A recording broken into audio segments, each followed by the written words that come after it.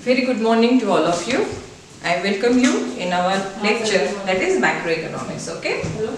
So we have discussed what is the role of managerial economics, then who is the managerial economist, what is his role, what is the scope of managerial economics. Now we will see what are the tools and techniques on which basis the managerial economics take the decision. ठीक है? Managerial economist को कुछ निर्णय लेने के लिए, कुछ decision देने के लिए कुछ टूल्स और टेक्निक्स की जरूरत होती है. तो वो कौन से टूल्स एंड टेक्निक्स है जो वो इम्प्लीमेंट करता है while taking the decisions related with the management. ठीक है. तो सबसे पहले हम लोग देखते हैं कि क्या होते हैं tools and techniques. Tools and techniques वो चीज होती है जिसका यूज करके हम लोग किसी निर्णय तक के पहुंचते हैं, which helps to take the proper decision. बराबर है. हमें जैसे कि किसी ना किसी चीज की जरूरत होती है, अगर हमें कोई निर्णय लेना है तो फिर निर्णय लेना हो तो किन चीजों को हमें पढ़ना है, क्या क्या हमें देखना है, किसका रिसर्च करना है, ये जब तक कि हमें मालूम नहीं होता है तब तक कि हम लोग कोई निर्णय नहीं ले सकते. तो एक मैनेजमेंट के हाथ में, एक मैनेजरियल इकोनॉमिस्ट के हाथ में एक स्ट्रॉन्ग टूल है that is micro and micro economics. Macro and micro economics यानी स्थूल और सूक्ष्म अर्थशास्त्र. बराबर है. आज जो हम लोग देखने वाले हैं वो सूक्ष्म अर्थशास्त्र के बारे में देखेंगे, माइक्रो इकोनॉमिक्स. ठीक है. Micro and macroeconomics is our today's topic, but in today's lecture we will focus on the meaning of microeconomics. तो क्या है microeconomics? Micro means what? A small part. जब हम लोग एक छोटे पार्ट को स्टडी करते हैं तो उसे हम लोग कहते हैं माइक्रो. जैसे ये देखिए, ये पूरा है, उसमें से अगर हम लोग सिर्फ इतना हिस्सा पढ़ रहे हैं, इतने यूनिट्स को हमने समझो कि डिवाइड किया है उसको इस तरह से, और अगर हम लोग ये सिर्फ पार्ट अगर पढ़ रहे हैं तो that is known as micro. यानी पूरे केस का एक छोटा सा टुकड़ा उसे कहा जाता है माइक्रो. समझ लीजिए, अपनी एक जो क्लास है उसमें कि एक स्टूडेंट को असाइनमेंट देनी है, एक स्टूडेंट से रिलेटेड हमें उसका एनालिसिस करना है कि क्या कि वो ये प्रोफेशनल कोर्स में जा सकता है, क्या वो मेरिट में आ सकता है, क्या हम उससे ये रिसर्च करवा सकते हैं क्या. जब पूरी क्लास में से सिर्फ हम एक स्टूडेंट की जब हम स्टडी करते हैं that is known as micro, और जब हम लोग पूरे क्लास के बारे में बात करते हैं तो that is known as macro यानी स्थूल. बराबर है. लेकिन जब हम लोग कॉलेज की बात करते हैं तो कॉलेज में अलग अलग क्या है, अलग अलग क्लासेस है. तो ये पूरा कॉलेज यानी पूरे के पूरे क्लासेस ये हो जाते हैं मैक्रो, और एक इंडिविजुअल क्लास हो जाता है माइक्रो. तो ये जो कंसेप्ट है वो कैसे रिलेटिव कंसेप्ट है, यानी हम किसके साथ उसको रिलेट करते हैं वो देख के हम लोग डिसाइड करते हैं whether it is a micro और it is a macro. Clear है. लेकिन जब हम एक इंडिविजुअल की बात करते हैं, देखिए जैसे मैंने कहा कि एक पूरी क्लास उसमें के एक स्टूडेंट, ये माइक्रो. फिर मैंने कहा है पूरा कॉलेज और उसमें से एक क्लास. बराबर है. पर्टिकुलरली वो क्लास, वो फिर क्लास क्या हो गया, माइक्रो. पहले हमने उस क्लास को क्या बोला था, मैक्रो. क्यों? क्योंकि रिलेटिवली हमारी जो टर्म्स है, कंपैरिजन है, वो कैसी है, दोनों सिचुएशन में चेंज है, इसलिए हम लोग उसे माइक्रो भी कह सकते हैं, मैक्रो भी कह सकते हैं. फिर अभी ये इंडिविजुअल को पढ़ने की क्या जरूरत है. इंडिविजुअल को पढ़ने के बाद ही when we study the individual or we study a part of a whole economy, then only we can come to a proper decision. यानी जब हमें एक proper decision देना है, I am not saying the correct decision because nobody can take a correct decision because nobody can forecast correctly the future. हम लोग forecast कर सकते हैं क्या, कई तो भी ऑब्स्टेकल्स है, कई तो भी ऐसी कैलेमिटीज है जो आ जाती है जिसके वजह से you can not forecast your future 100% correctly.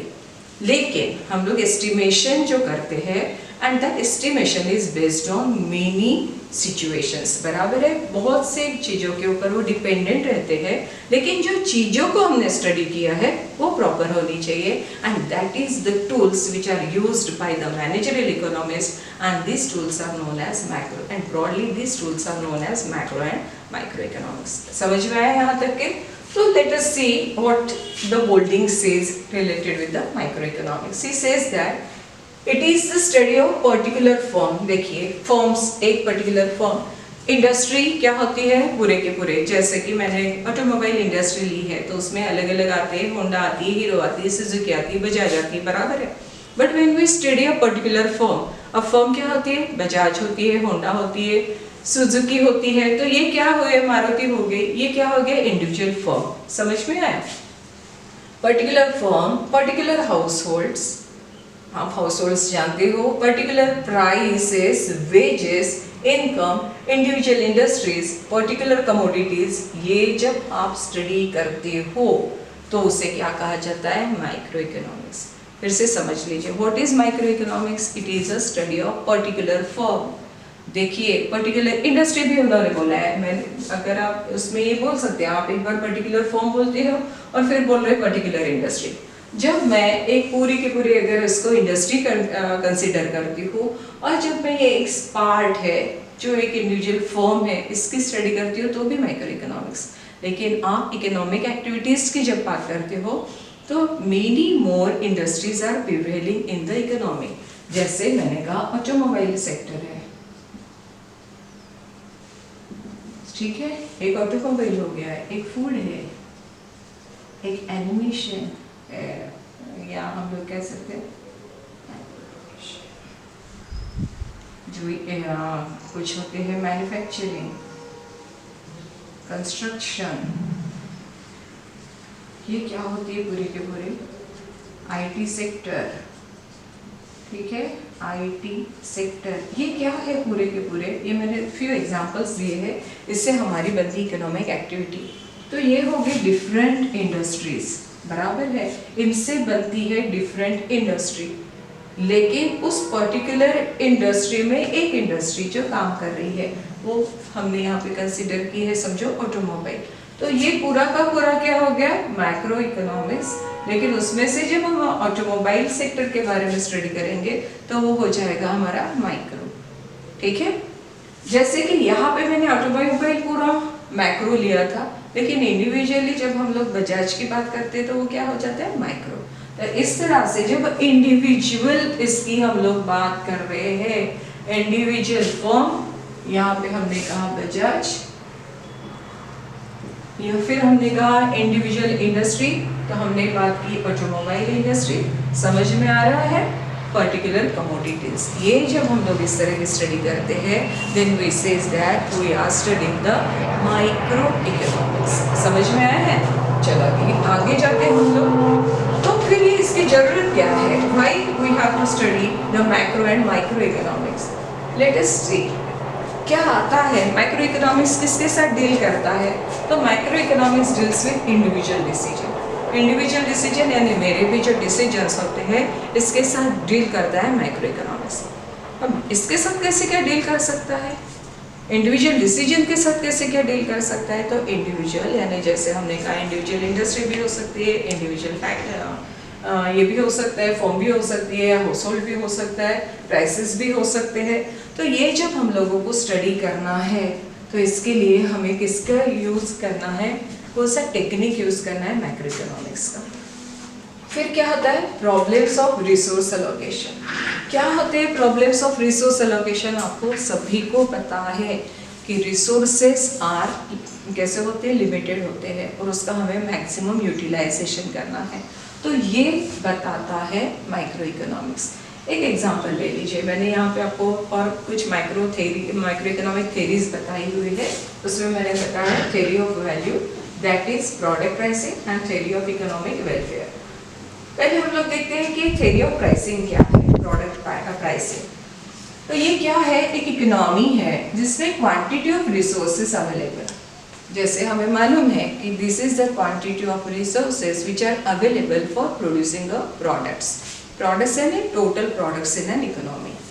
फिर ये माइक्रो इकोनॉमिक्स किसके साथ डील करता है, वो ये बताता है कि ये जो लिमिटेड रिसोर्सेज है उसका इंडिविजुअल प्रोडक्ट को किस तरह से अलोकेशन करना है so that it will get the maximum output. अब मैक्सिमम आउटपुट क्या है, जैसे कि प्रोडक्शन तो हमें करना है, फिर प्रोडक्शन अगर हमें करना है तो हमें देखना है उसका इम्पोर्टेंस. वो इम्पोर्टेंस इंडिविजुअल लेवल पे हम लोग स्टडी करते हैं, दैट मीन्स इंडिविजुअल कंज्यूमर, या तो हम लोग इसे कैसे कंज्यूमर की पॉइंट ऑफ व्यू से भी करते हैं, प्रोड्यूसर के पॉइंट ऑफ व्यू से भी करते हैं।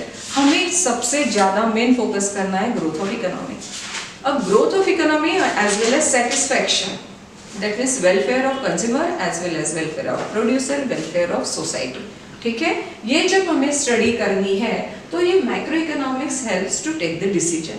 It takes the decision how you have to allocate this limited resources for different types of products. जैसे कि देखिए, allocation of production of particular goods.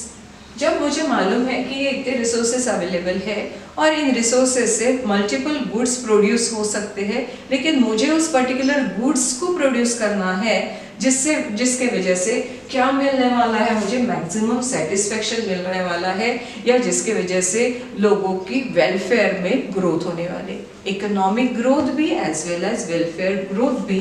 ये इसके लिए जब डिसीजन लेना है तो हमें इंडिविजुअल लेवल पे जाके बात करनी होती है, इंडिविजुअल स्टडी करनी होती है, then only we can reach our goal. समझे हो? तो क्या है, तो प्रॉब्लम्स ऑफ रिसोर्स अलोकेशन, यानी किस इससे हमें अलोकेट करने हैं वे resources, that problem is dealt with by the micro economics.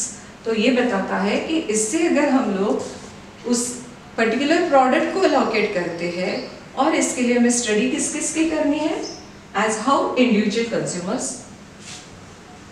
Producer behave and how their behaviour interact. यानी हमें इकोनॉमी की हमें स्टडी करनी है जिसमें कि particular consumer, particular that means producer किस तरह से बिहेव करेंगे and how their behaviour interact. जैसे कि जब तक के मुझे ये पता नहीं चलता है कि एक पर्टिकुलर कंज्यूमर है वो किन गुड्स से सेटिस्फैक्शन, यानी from which goods he is getting maximum satisfaction, और जब तक कि मैं प्रोड्यूसर को नहीं देखती हूँ कि कौन से गुड्स प्रोड्यूस करने के बाद उसे मैक्सिमम रिटर्न्स मिलने वाले हैं, तब तक के proper allocation of resources possible नहीं हो पाता है। फॉर एग्जांपल फिर से देखते हैं हम लोग इंडिविजुअल कंज्यूमर्स है, उनकी जैसे टेस्ट हैबिट हम लोगों ने मालूम है कि बिहेवियर और एक इंडिविजुअल दूसरे इंडिविजुअल से सेम भी नहीं रहता है, लेकिन फिर भी हम लोग जब कंज्यूमर्स की बात कर रहे हैं तो हमें मालूम है कि जनरली प्राइसेस उसकी प्रोडक्ट की कम होती है तो उसकी डिमांड उसके लिए क्या होती है, बढ़ती है, बराबर है। फिर दूसरा ये कि मैक्सिमम फीचर्स अगर उसे पर्टिकुलर गुड्स में मिलते हैं, multiple uses of a particular goods अगर उसे मिल रहा है तो वो उस मल्टीपल यूजेस की तरफ जाता है, ना कि हर एक प्रोडक्ट अलग अलग यूज के लिए परचेस करने के लिए। ये किस तरह से हमने उसको ये निकाला है, ये इन्फ्रेंस कैसे निकाला, हमने इंडिविजुअल कंज्यूमर को स्टडी की।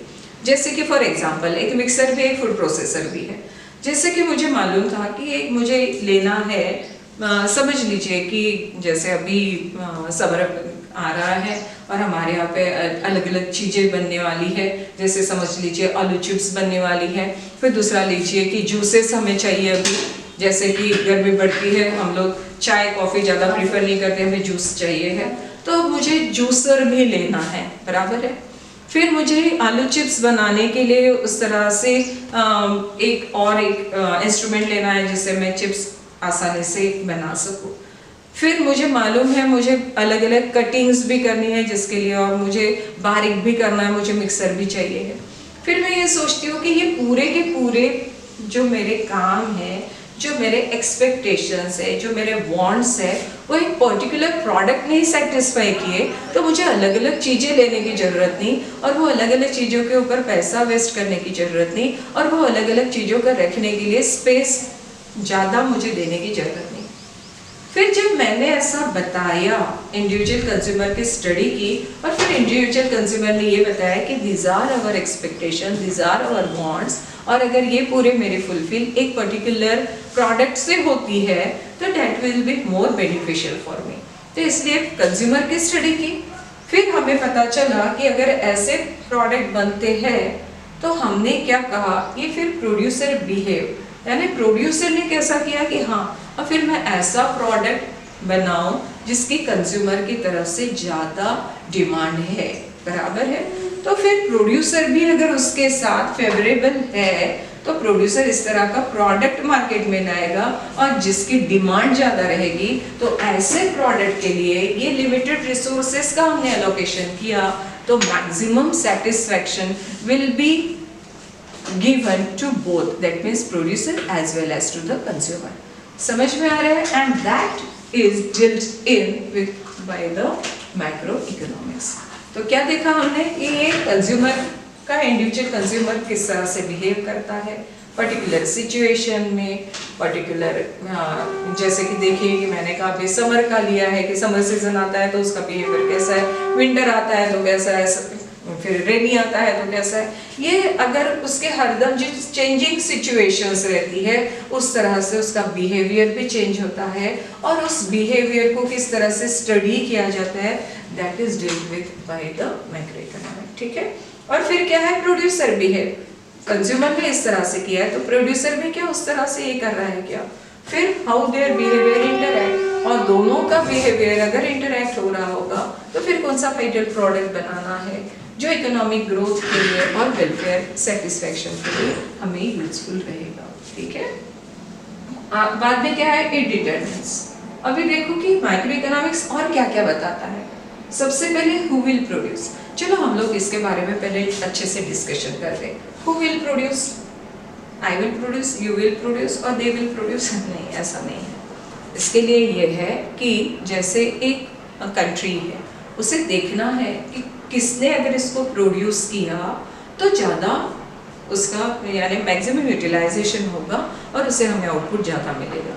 फॉर एग्जांपल हम लोग जानते हैं कि जिसके पास फाइनेंस ज़्यादा है वो ज़्यादा से ज़्यादा जो हैवी प्रोजेक्ट्स है उसे अंडरटेक कर सकता है, और ऐसे प्रोजेक्ट्स जिसके लिए कम कैपिटल लगता है, मेहनत ज़्यादा लगती है या मैन पावर ज़्यादा लगता है, ऐसे जो है इसके लिए हम लोग छोटे यूनिट को भी इसका एलोकेशन कर सकते हैं।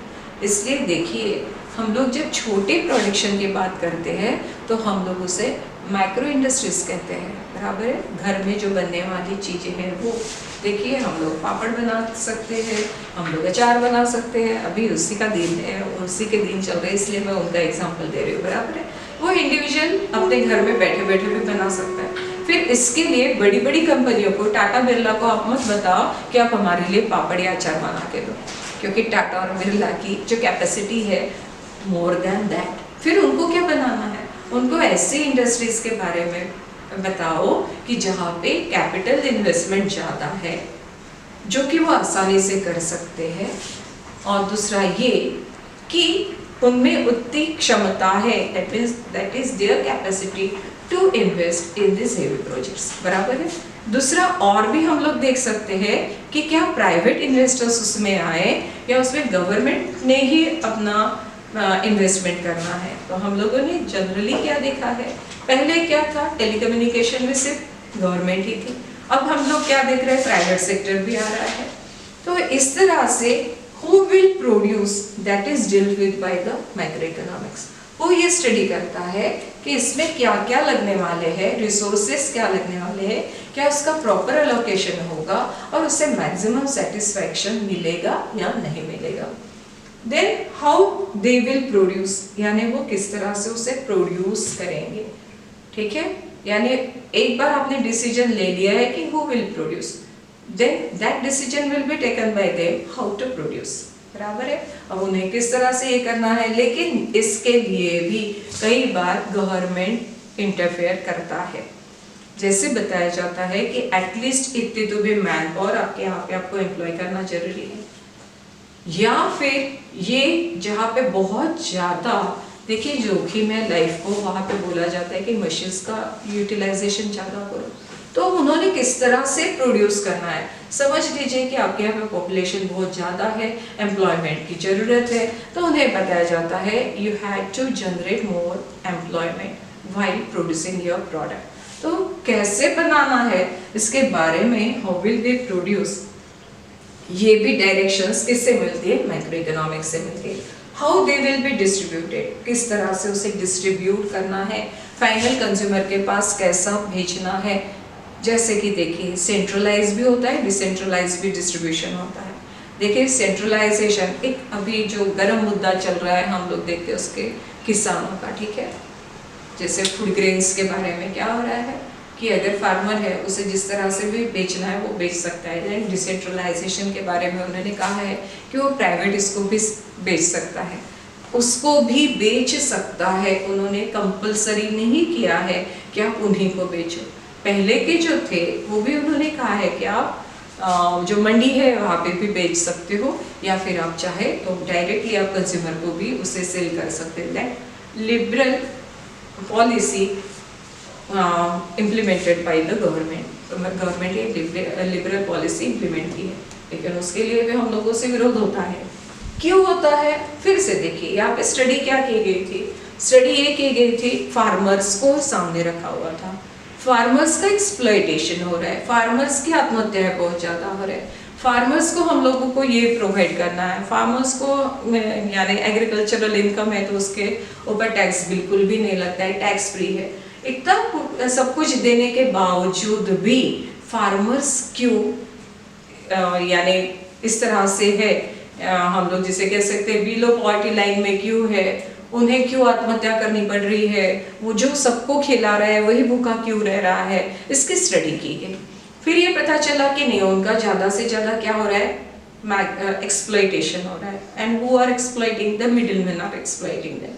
हमने देखा है कि मिडिलमैन है, they are becoming rich and rich, वो ज़्यादा से ज़्यादा क्या बनते जा रहे हैं, अमीर बनते जा रहे हैं, लेकिन जो अनाज बना रहा है वो किसान क्या होते जा रहे हैं, और गरीब होता जा रहा है, क्योंकि वो जो प्रोड्यूस कर रहा है वो पूरा का पूरा नेचुरल इसके ऊपर डिपेंडेंट रहता है। That means he is producing a contingent product, बराबर है। गुड्स कैसे उसके किसी और के ऊपर, यानी वेदर अच्छा रहा तो ही उसके गुड्स जो है अच्छे बनेंगे।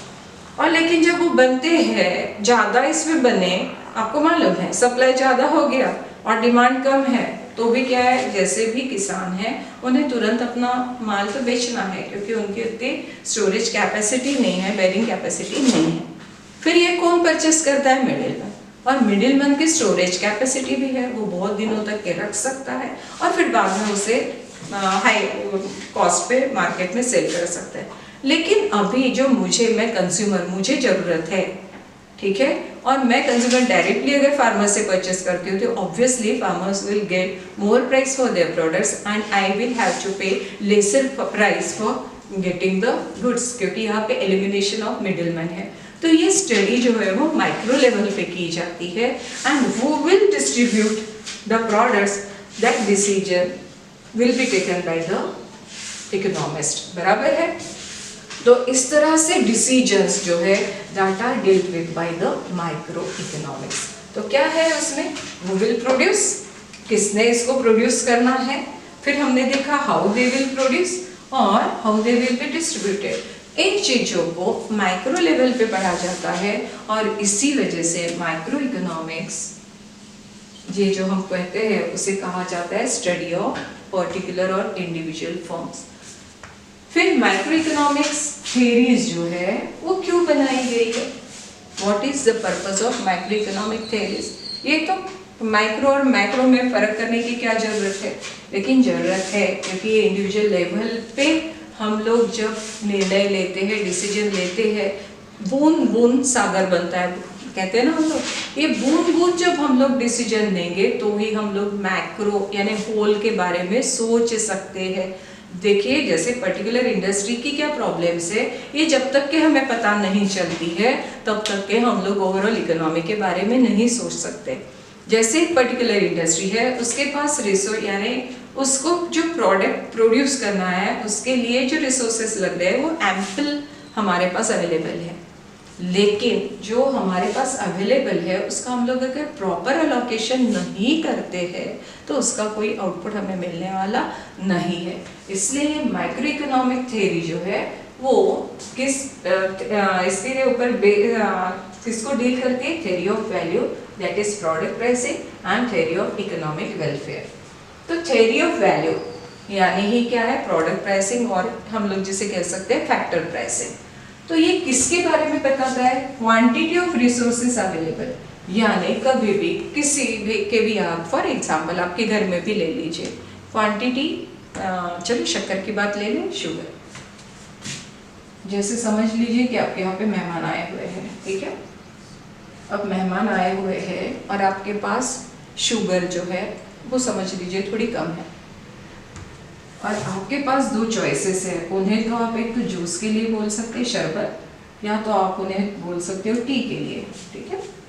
शरबत भी दे सकते हैं, टी भी दे सकते हैं, लेकिन अभी आपके पास रिसोर्सेस जो बनाने के लिए है, one of the resources of preparing the T और प्रिपेयरिंग द जूस यानी शरबत, वो क्या है? शुगर। एंड शुगर आपके पास कैसे अभी कम है, तब उसे आपको मैक्सिमम सेटिस्फैक्शन सामने वाले को भी मिलना चाहिए और उसका प्रॉपर यूटिलाइजेशन भी होना चाहिए। समझ लीजिए कम शुगर में मुझे शरबत बनाना है, सामने वाला भी सेटिस्फाइड नहीं होगा और उसका प्रॉपर यूटिलाइजेशन भी नहीं होगा। हो सकता है कि वो शरबत पूरा का पूरा बेकार हो जाए क्योंकि उसमें मिठास कम है। लेकिन मैं जानती हूँ शरबत से कंपैरिजन की तो टी के लिए लेने वाली शुगर कैसे ही कम है, यानी अगर ये शुगर को मैं टी के लिए यूटिलाइज करती हूँ तो क्या होगा? सामने वालों को सेटिस्फेक्शन भी मिलेगा।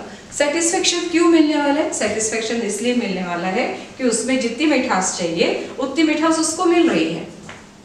जैसे कि मैंने कहा कि प्रॉपर एलोकेशन भी होना चाहिए। रिसोर्सेस अवेलेबल है लेकिन उसका एलोकेशन हमें गुड्स के लिए करना है। तो हमारे यहाँ पे गुड्स कौन सा बना रहे हैं? हम लोग इंडिविजुअल की बात कर रहे हैं। हम लोग जूस भी बना सकते हैं, हम लोग टी भी बना सकते हैं, लेकिन उसका प्रॉपर यूटिलाइजेशन कहाँ पे हो सकता है? टी बनाने में, because the end consumer will get satisfaction by drinking the T. अगर नहीं तो टी में शुगर जितनी चाहिए उतनी दी है लेकिन जूस में नहीं दी है, एकदम खट्टा आपको अगर आपकी मम्मी ने जूस पिलाया है तो क्या आपको अच्छा लगेगा? आप बोलेंगे भट बिल्कुल खराब बना है, मुझे पीना नहीं है। तो यानी वो जूस बनाने के लिए जो बाकी इंग्रेडिएंट्स डाले हैं वो भी वेस्ट गए। क्यों गए? क्योंकि ये आपने उसका प्रॉपर एलोकेशन नहीं किया था। तो दिस टाइप ऑफ डिसीजंस यानी क्या है, कौन से रिसोर्सेस अवेलेबल है और हम उनसे किस तरह से एक फाइनल प्रोडक्ट अच्छे से बनाने के लिए किस तरह से उसे अलोकेट कर सकते हैं, that decision is taken under the theory of value, ठीक है। उसे हम लोग कहते हैं प्रोडक्ट प्राइसिंग। दूसरी जो है वो वेलफेयर है। वेलफेयर किसका हो सकता है? कंज्यूमर का वेलफेयर होता है और सोशल वेलफेयर भी होता है।